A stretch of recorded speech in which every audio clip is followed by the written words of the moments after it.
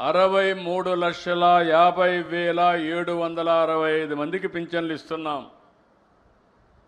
నెలలో ఈ ఒక్క కార్యక్రమంలో 2,745 కోట్ల పింఛన్ కింద ఇస్తున్నాం నెలవారీగా.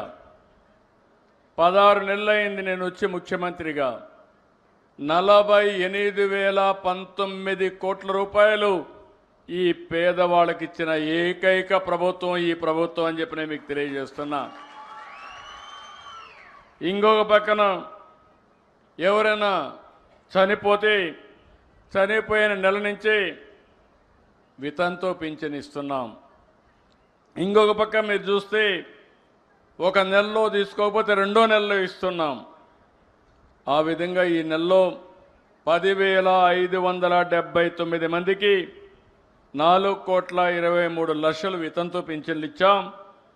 రెండో నెల కూడా పింఛను రెండు కలిపితే 1,34,023 మందికి 108 కోట్లు ఇచ్చాం.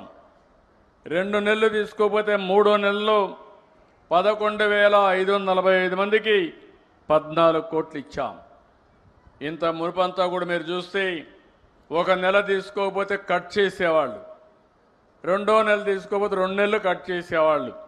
నేను అది ఆలోచించలేదు.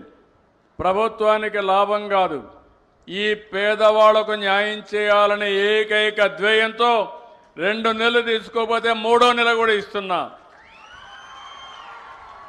మీరు ఇంటి దగ్గరే ఉంటే కాదు, మీరెక్కడుంటే అక్కడికి ఎత్తుక్కుంటా మా వాళ్ళు వస్తున్నారు. నరేగా పనులు చేస్తే పని దగ్గరికి వస్తున్నారు. హాస్పిటల్లో ఉంటే హాస్పిటల్కి వచ్చి ఇస్తున్నారు. బంధువుల ఇంట్లో ఉంటే బంధువుల ఇంట్లో ఇస్తున్నారు.